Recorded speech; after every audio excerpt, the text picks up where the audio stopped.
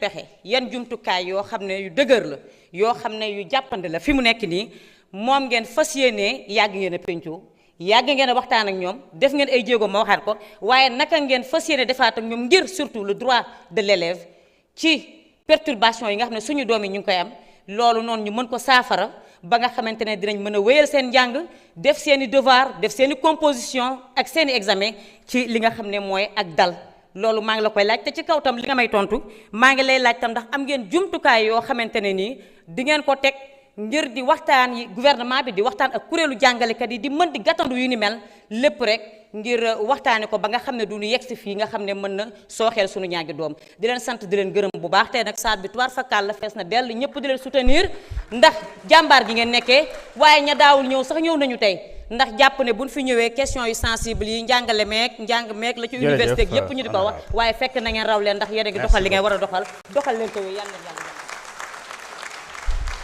Honorable Fodé Mané, vous avez la parole. Anta Babacar Ngom se prépare.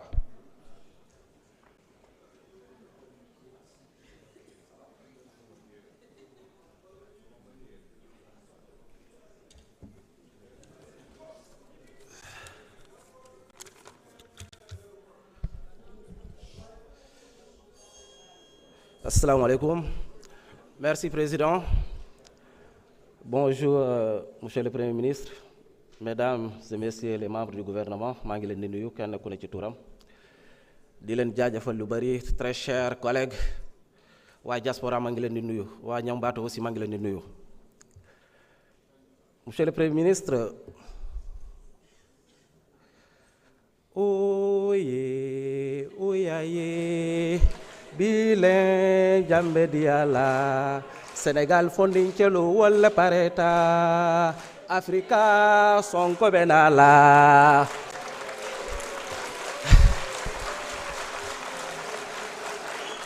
C'est juste pour vous dire, soyez rassurés, soyez tranquilles. You will never walk alone. Épaule contre épaule, cette mission, on va la conduire jusqu'au bout. Au nom de l'Afrique, au nom du Sénégal, mais c'est une question de dignité humaine.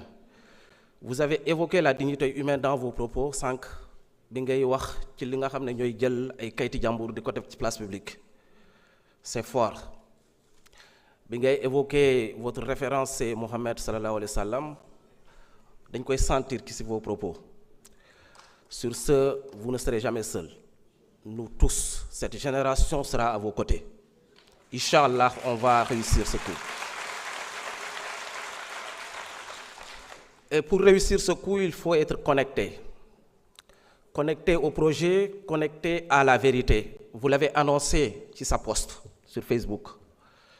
Connecté à l'esprit du projet qui nous lie, c'est-à-dire au projet de PASTEF.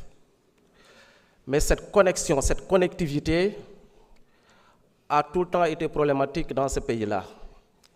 Biñ fi ñëw en 2024, l'Internet aujourd'hui est un impératif pour le développement. À Dakar ou dans les zones urbaines, on parle des chiffres yoo xam ne ñu ngi tollu selon l'enquête INTIC de 2024, plus de 43% ñi nga xam ne am nañ Internet seen biir kër.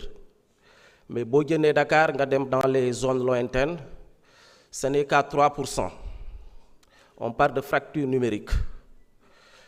Boo demee dans des zones frontalières, parfois la connectivité réseau yi nga fa am mooy le réseau des autres pays frontaliers comme la Gambie et autres. C'est une question lancinante. Heureusement que le gouvernement que vous conduisez avait pris les devants depuis votre arrivée di uti ay pexe à travers le New Deal technologique ak yeneen yi nga xam ne les 14 axes ak 12 programmes yi nga xam ne moo ci nekk. Ci loolu récemment le 4 février ñu annoncé lu am solo l'arrivée de Starlink. Beaucoup d'espoir mais aussi beaucoup d'interrogations de la part des Sénégalais, des citoyens sénégalais. Ma leen di laajte, Monsieur le Premier ministre, avec l'avènement de Starlink, peut-on garantir qu'il n'y a plus de zones grises ou zones blanches au Sénégal?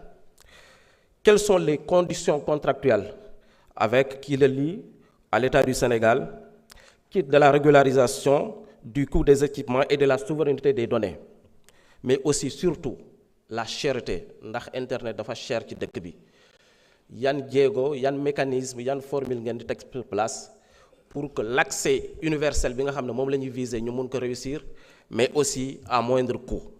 Beneen bi, on parle de données, on parle de souveraineté. Récemment, que ça soit au niveau de la DGID, mais aussi au niveau de la DAF, il a été question d'attaque. Il y a un mécanisme ou il y a une précaution le gouvernement bi jël pour protéger nos données afin que souveraineté bi nga xam ne moom la ñuy woote ñu mun ko am ci ay conditions idoines.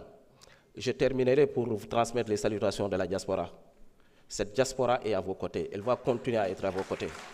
waa Espagne nag nee nañ il faut ma ñëw wax la ko transmettre ko. Je l'avais dit au ministre de la Justice, ministre Affaires étrangères ak Intérieur.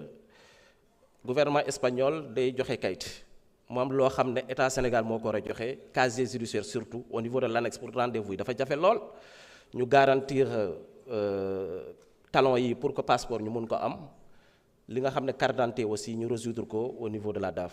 di la jaajëfal di leen souhaiter plein succès dans vos missions. Merci, honorable. Anta Babacar Ngom, vous avez la parole. Alioune Dieye se prépare.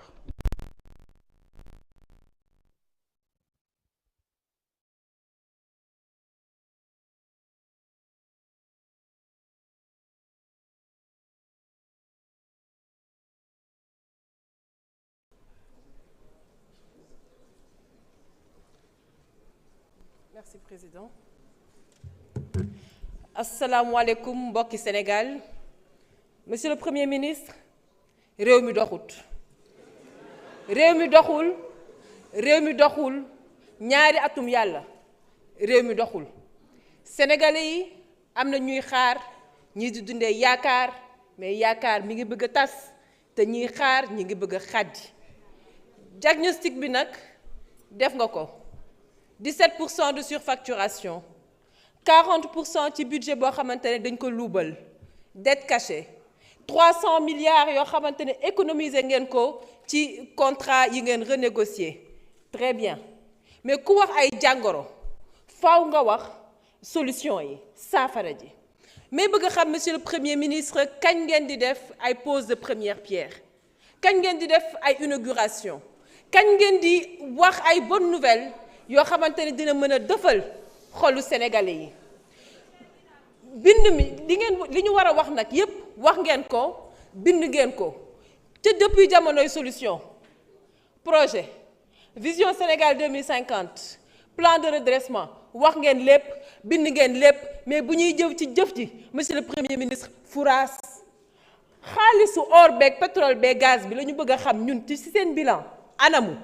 kañ la sénégalais yi di toog di am soxla lamb seen poos faj seen aajo loolu mooy laaj bi jiitu monsieur le Premier ministre école yi ñi ngi grève s'il vous plaît hôpitaux yi ñi ngi grève te kenn umpalewul ne suñu doom yi nekk ci école